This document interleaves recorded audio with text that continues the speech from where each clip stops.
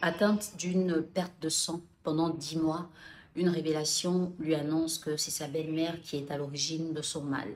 Comment tout ça est arrivé, vous allez le savoir en regardant cette vidéo jusqu'à la fin. C'est une story time, donc l'histoire vécue d'une internaute qui demande vos avis en commentaire. Bonjour à tous, bienvenue. Je suis Nedjamila, coach certifiée en développement personnel et en gestion matrimoniale. Aujourd'hui, je demande votre attention pour notre rubrique story time.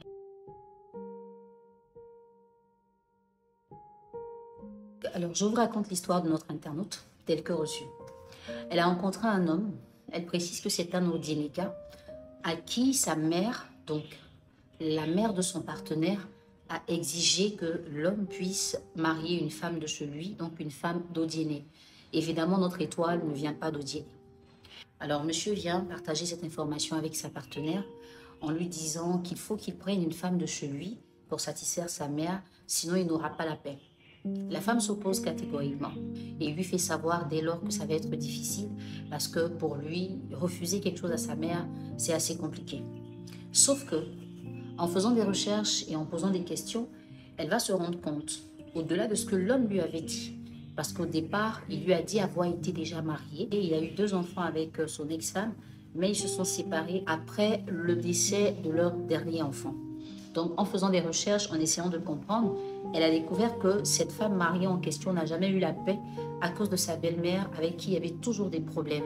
Au point où, au décès de l'enfant en question, la femme a porté un regard accusateur sur sa belle-mère, ce qui a fragilisé la relation. Elle a donc demandé le divorce. Elle est allée s'installer en Europe. Désormais, la vie de cet homme, c'est la navette entre l'Afrique et l'Europe.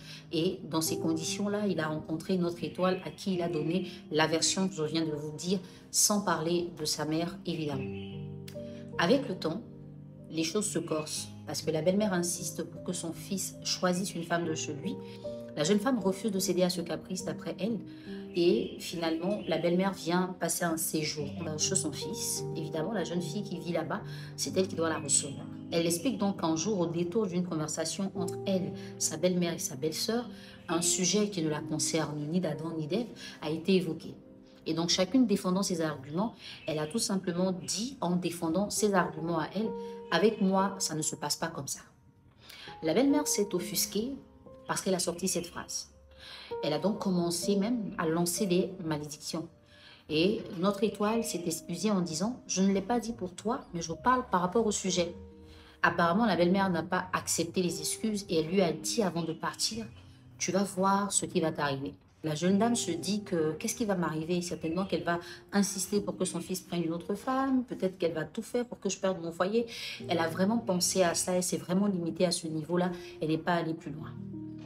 Elle explique que les jours qui suivent, elle va avoir ses menstrues. Après le départ de sa belle-mère, et ce pendant 10 mois. Donc tous les jours pendant 10 mois, elle avait ses menstrues. Quand elle va à l'hôpital, les examens ne révèlent absolument aucune anomalie. Vu l'ampleur que prenait cette anomalie, sa petite sœur lui conseille d'aller voir une féticheuse pour tenter de ce côté-là de trouver la solution. Cette situation l'empêchait de travailler parce qu'elle se sentait toujours mal, toujours faible. Et des fois, elle faisait que la demi-journée. C'était très compliqué. Donc, à un moment, elle a arrêté de travailler. Elle va donc rencontrer la féticheuse avec ses parents. Et la femme va lui révéler que la maladie qu'elle a n'est pas médicale, lui disant que sa belle-mère lui a jeté un sort. Mystiquement, on ne sait pas trop comment l'expliquer. Mais physiquement, une femme qui saigne pendant 10 mois, c'est clair qu'il n'y a plus d'intimité entre elle et son mari, entre elle et son partenaire. Donc, c'est une sorte de séparation qui ne dit pas son nom. Son père qui apprend la nouvelle exige qu'elle rentre en famille. Le même jour, ses frères vont prendre toutes ses affaires dans la maison de cet homme et son père s'oppose tout de suite à la suite de cette union. Il préfère avoir sa fille en vie que marier main sans vie.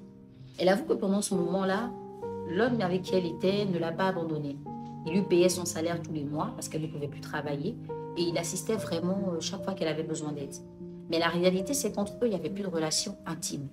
Il n'y avait vraiment plus cette fusion-là parce que chacun était un peu sur ses gardes. Lui, en train d'essayer de voir comment gérer avec sa mère, et l'autre qui était frustré et déçu d'avoir été envoûté par sa belle-mère.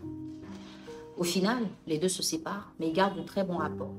Elle dit que dernièrement, elle a relancé cet homme-là pour savoir si enfin il avait accepté le choix de sa mère et qu'il s'était marié. Et il lui a dit qu'il n'est toujours pas marié, ce qui l'a surpris. Et elle a commencé à se demander est-ce que c'était elle le problème?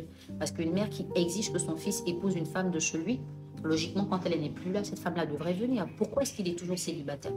En pensant à tout ça, elle a décidé de partager avec vous son histoire. Et ce qu'elle demande, c'est comment faire pour récupérer sa relation. Elle aime son homme et lui aussi il aime, surtout qu'il n'est toujours pas marié. Qu'est-ce qu'elle pourrait faire pour, évidemment, ne plus être à la portée mystique de sa belle-mère? Alors, est-ce que vous avez déjà vécu une situation pareille?